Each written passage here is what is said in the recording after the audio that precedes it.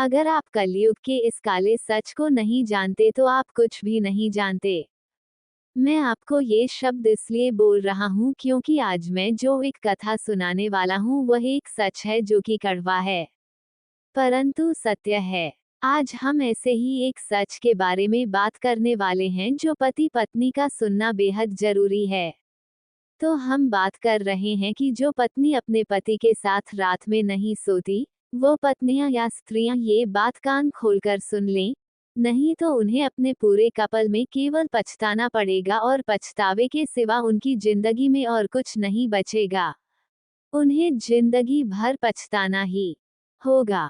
जो स्त्रियां अपने पति के साथ शयन कक्ष में नहीं जाती, उनके साथ नहीं लेटती और उनसे दूर रहती हैं, वह स्त्रियां इस वीडियो को शुरू से अंत तक जरूर देखें। कुछ ऐसी स्त्रियां हैं जो अपने पति को अपने पास सोने नहीं देती और उन्हें अपने से दूर रखती हैं। वे अपने पति को अपने पास आने से रोकती हैं। ऐसी स्त्रियों को जीवन भर पछताना पड़ता है और उन्हें ऐसा पाप लगता है जो उन्हें बर्बाद कर देता है। वैसे तो मित्रों कहा जाता है कि पति और पत्नी को एक साथ सोना चाहिए, लेकिन मित्रों आप ये बात सुनकर बड़े आश्चर्य में पड़ जाएंगे कि क्या पति पत्नी के लिए एक साथ सोना जरूरी है।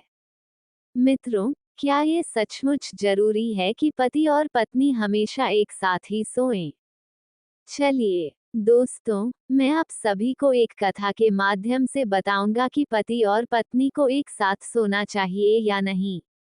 वह स्त्रियां इस वीडियो को जरूर देखें जो अपने पति को अपने से दूर रखती हैं, उन्हें अपने पास आने नहीं देती।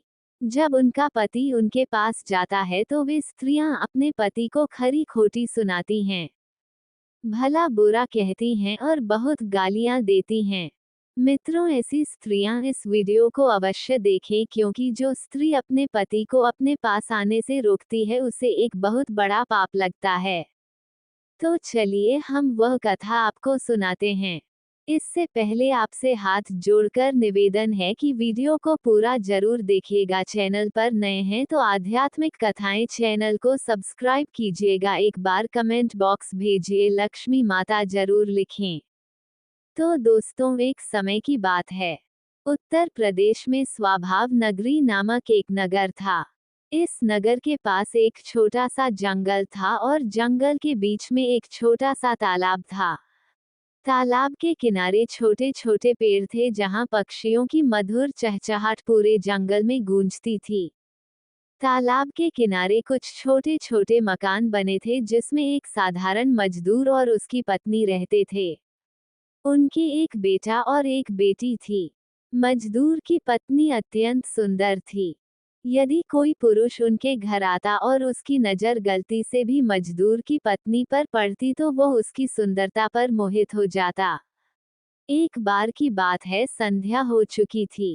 कुछ घंटों बाद रात्रि का तीसरा पहर शुरू हुआ। उस समय जब सभी लोग अपने घरों में सो रहे थे, वह मजदूर जंगल की ओर तेजी से बढ़ रहा था। उसके चेहरे पर कोई भय नहीं था। ऐसा प्रतीत हो रहा था मानो उसे कुछ मिल गया हो। वो घने जंगल में गहरी रात तक चलता रहा। तभी उसे दूर से एक झोपड़ी दिखाई दी।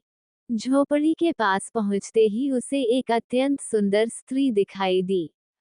उसे देखकर मजदूर के चेहरे पर हल्की सी मुस्कान आ गई।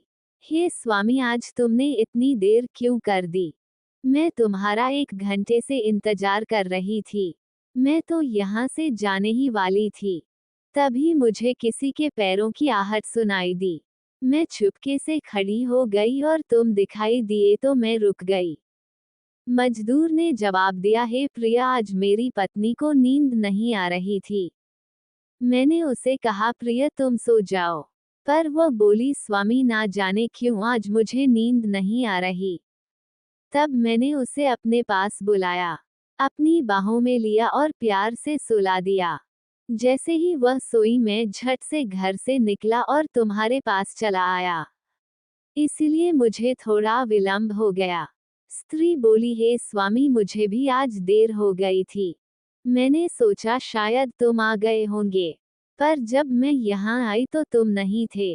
मैं सोच रही थी कि शायद तुम आकर चले गए हो। फिर मैंने थोड़ा और इंतजार किया। 1 घंटा बीत गया और मैं जाने ही वाली थी कि तुम आ गए। मजदूर बोला, हे प्रिय, चलो अब हम झोपड़ी के अंदर चलते हैं। स्त्री ने कहा, हाँ स्वामी, तुम ठीक कह रहे हो। चलो हम अंदर चलते हैं और अपनी जिंदगी का मजा लेते हैं। जल्दी चलो क्योंकि सवेरा होने वाला है। थोड़ा मजा लेकर हमें अपने अपने घर लौटना होगा। मेरा पति जल्दी उठ जाता है। एक बार तो मैं पकड़ी गई थी, पर मैंने कहा कि मैं वॉशरूम गई थी तो उसने कुछ नहीं कहा। मित्रों, फिर वह स्त्री और मजदूर झोपड़ी के अंदर चले गए। उन्होंने वहां कुछ पल बिताए और उस पल का भरपूर आनंद लिया।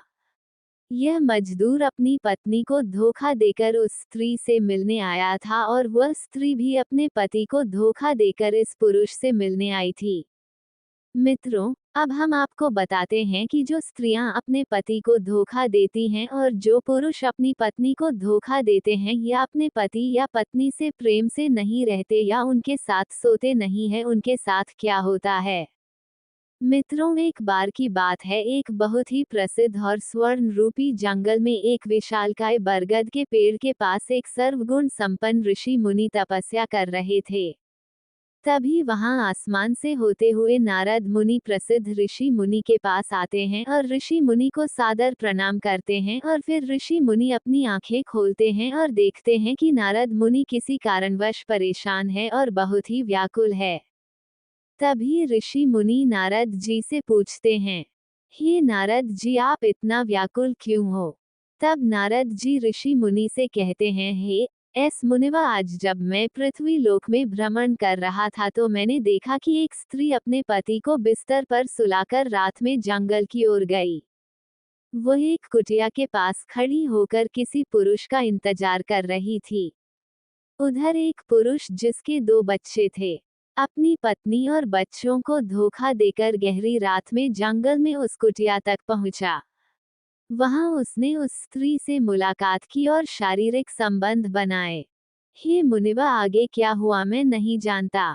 ये देखकर मेरे मन में कई प्रश्न उठे जिनके उत्तर मुझे नहीं मिले।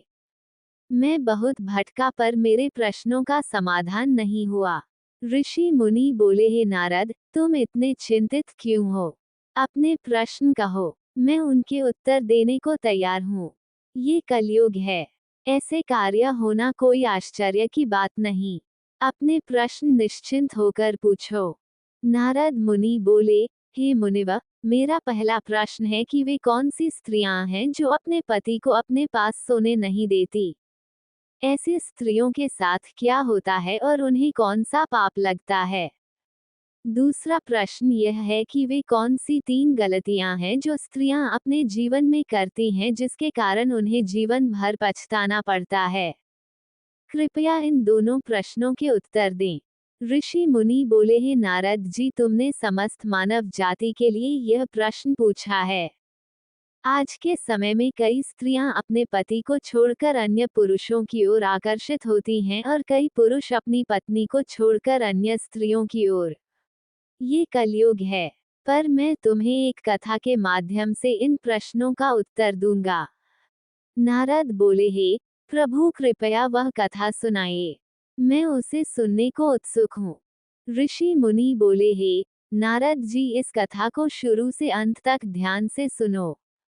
आप भी इसे पूरे ध्यान से सुने। एक समय की बात है, एक नगर में एक साधारण और बड़ा किसान रहता था। उसका एक पुत्र था जिसका नाम विक्रमादित्य था। किसान बहुत धनवान था। वह मेहनत से अनाज का व्यापार करता था। वह छोटे किसानों का अनाज सस्ते दामों में खरीदता और बड़े व्यापारियों को ऊंचे दामों में बेचता। उसकी पत्नी अत्यंत सुंदर थी। किसान अपने व्यापार से जो भी धन कमाता वह अपनी पत्नी को सौंप देता। वह अपने पुत्र विक्रमादित्य से बहुत प्रेम करता था और उसे बहुत छूट दे रखी थी। परंतु अधिक छूट के कारण विक्रमादित्य गलत संगत में पड़ गया। कहते हैं, अधिक स्वतंत्रता से व्यक्ति या तो बनता है या बिगड़ता है। विक्रमादित्य बिगड़ गया। वह जुआ खेलने लगा, अपनी माँ से झूठ बोलकर धन लेता और जुए में हार जाता। इतना ही नहीं, वह कम उम्र में अपनी काम वासना शांत करने के लिए वेश्याओं के पास जाने लगा। एक दिन व्यापारी को खबर मिली कि उसका पुत्र जुआ खेलता है, नशा करता है और वेश्याओं के पास जाता है।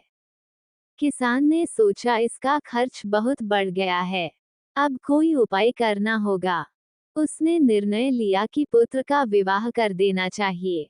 विवाह के बाद वह गलत रास्तों को भूल जाएगा। किसान ने एक धनवान आदमी की बेटी से विक्रमादित्य का विवाह कर दिया। उसकी पत्नी का नाम मोहिनी था। मोहिनी अत्यंत सुंदर, गुणवान और नेक दिल थी। विवाह के बाद विक्रमादित्य घर में रहने लगा। मोहिनी की सुंदरता के कारण वह वेश्याओं को भूल गया। कुछ समय बाद विक्रमादित्य के माता पिता वृद्ध हो गए और उनकी मृत्यु हो गई। ऋषि मुनि बोले, हे नारद जी, क्या तुम इस कथा को ध्यान से सुन रहे हो? अब जो मैं बताने जा रहा हूँ उसे पूरे ध्यान से सुनो। नारद जी बोले, हे प्रभु, मैं पूरे तन मन से सुन रहा हूँ, कृपया कथा को आगे बताइए। ऋषि मुनि ने कथा जारी रखी। विक्रमादित्य की काम वासना तो शांत हो गई, पर उसकी जुआ खेलने की आदत नहीं गई। जुए में उसने सारी संपत्ति हार दी। उसके पास ना धन बचा, ना कोई हुनर था। उसके पिता का सारा धन खत्म हो गया। एक दिन मोहिनी बोली, हे स्वामी, अब हमारे पास खाने को भी कुछ नहीं बचा।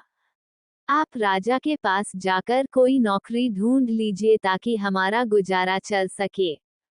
ऋषि मुनि बोले, हे नारद जी, यदि कोई व्यक्ति राजा के पास नौकरी मांगने जाता है तो राजा पूछता है, तुम क्या कर सकते हो? यदि उसके पास हुनर है तो उसे नौकरी मिल जाती है, यदि नहीं तो उसे बेकार समझकर निकाल दिया जाता है। मनुष्य का ज्ञान ही उसकी पहचान है। विक्रमादित्य के पास ना गुण था, ना ज्ञान, ना धन, ना हुनर। वह जीवन के उस मोड़ पर था जहां केवल पछतावा होता है। विक्रमादित्य के एक पुत्र और एक पुत्री थे, जिनका विवाह करना था, पर उसके पास एक फूटी कौड़ी भी नहीं थी। घर चलाना मुश्किल हो रहा था। वह दाने दाने को मोहताज हो गया। उसने अपनी शारीरिक शक्ति भी बर्बाद कर दी थी। एक दिन विक्रमादित्य काम वासना के भाव से मोहिनी के पास गया। मोहिनी बोली, इस संसार में सबसे बड़ा सुख केवल काम वासना नहीं है, जरूरतमंदों की मदद करना भी सुख है। जो काम वासना में अंधे होकर बर्बाद हुए, वे बर्बाद हो गए। मोहिनी ने आगे कहा, हे स्वामी, मैं तुम्हें 3 गलतियां बताती हूँ, जो मनुष्य अनजाने या जानबूझकर करता है और बर्बाद हो जाता है। पहली गलती, जो जीवन के शुरुआती दिनों में अच्छी शिक्षा और हुनर नहीं सीखते, उन्हें जीवन में कई परेशानियां झेलनी पड़ती हैं। तुम्हारी यही गलती तुम्हें परेशान कर रही है। दूसरी गलती, कार्यों को टालने की आदत। यदि जवानी में समय का सही उपयोग ना हो तो लक्ष्य हासिल करने में परेशानी होती है। तीसरी गलती, गलत संगत। जवानी में गलत संगत और बुरी आदतें तरक्की रोकती हैं और बर्बादी की ओर ले जाती हैं। मोहिनी ने कहा, सबसे महत्वपूर्ण है सेहत का ध्यान रखना। यदि जवानी में शारीरिक और मानसिक सेहत की उपेक्षा की जाए तो बाद में बीमारियां घेर लेती हैं। तुमने अपने जीवन की शुरुआत गलत की, इसलिए हमें ये परेशानियां झेलनी पड़ रही हैं। अब मैं तुम्हारे साथ ना काम क्रीड़ा करना चाहती हूँ, ना सोना ना सुलाना। हमारी उम्र आधी से अधिक हो चुकी है। मैं भगवान की सेवा करना चाहती हूँ। भगवान हमारी सहायता करेंगे। अब समय है आत्मा को परमात्मा से जोड़ने का। मोहिनी ने कहा, बाल अवस्था में व्यक्ति ब्रह्मचारी होता है, फिर विवाहित जीवन में आता है, पुत्र की कामना करता है, फिर बहू की, और वृद्धावस्था में पुनः ब्रह्मचारी जीवन में लौट जाता है। इसलिए ब्रह्मचारी जीवन बेहतर है। जिस तरह तुमने जवानी बर्बाद की, वृद्धावस्था को बर्बाद मत करो। पूजा पाठ, भजन, कीर्तन करो। मैं खुद को बर्बाद नहीं होने दूंगी। अब तुम समझ गए कि मैं तुम्हारे साथ काम क्रीड़ा क्यों नहीं करना चाहती। हमारा एकमात्र लक्ष्य है अपने बच्चों का विवाह करना। तुम काम वासना भूलकर मेहनत पर ध्यान दो। भगवान हमारी सुनेंगे। ऋषि मुनि बोले, हे नारद, मोहिनी ने सही कहा। जो भगवान से सच्चे मन से जुड़ते हैं उन्हें कोई तकलीफ नहीं होती। आगे क्या हुआ? मोहिनी को एक वृद्ध दादी मिली, जिसने अपनी सारी संपत्ति मोहिनी को दे दी और उनके घर में रहने लगी। उसने कहा, मेरे पास कोई पुत्र नहीं, तुम मुझे संभालो, मुझे 2 वक्त की रोटी मिल जाए, यही काफी है। वृद्ध दादी के धन से विक्रमादित्य के परिवार में सुधार आया। विक्रमादित्य ने अपने दोनों बच्चों का विवाह कर दिया और परिवार हंसी खुशी रहने लगा। परंतु ऋषि मुनि बोले, हे नारद जी, विक्रमादित्य गलत मार्ग पर चला गया। मोहिनी ने उसके साथ सोना और काम क्रीड़ा करना बंद कर दिया। इससे विक्रमादित्य एक पराई स्त्री के प्रेम जाल में फंस गया। अपनी काम वासना शांत करने के लिए वह रात में अपनी पत्नी को सुलाकर गांव के बाहर एक झोपड़ी में उस स्त्री से मिलने जाता था। तुमने उसे उसी झोपड़ी में देखा। ऋषि मुनि ने कहा, मेरे कहने का तात्पर्य है कि स्त्री को एकदम से अपने पति का त्याग नहीं करना चाहिए जैसा मोहिनी ने किया। यदि स्त्री अचानक पति के साथ सोना और काम क्रीड़ा बंद कर देती है तो पति गलत रास्ते पर चला जाता है। पति को धीरे धीरे सही रास्ते पर लाया जा सकता है। ऋषि मुनि ने स्त्रियों के लिए 3 महत्वपूर्ण बातें बताई। रात में पति के साथ सोना बंद ना करें। जो स्त्रियां पति के साथ रात में सोने से इनकार करती हैं, उनका पति पराई स्त्रियों की तलाश में निकल जाता है। स्त्री को पति के साथ रात में सोने का त्याग नहीं करना चाहिए। पति के साथ काम क्रीड़ा बंद ना करें। जो स्त्री पति के साथ काम क्रीड़ा अचानक बंद कर देती है, वो पति व्यभिचारी बन जाता है और पराई स्त्री के साथ व्यभिचार करता है। जो स्त्री पति की इच्छाएं पूर्ण करती है, वो उसे सही रास्ते पर लाकर उत्तम मानी जाती है।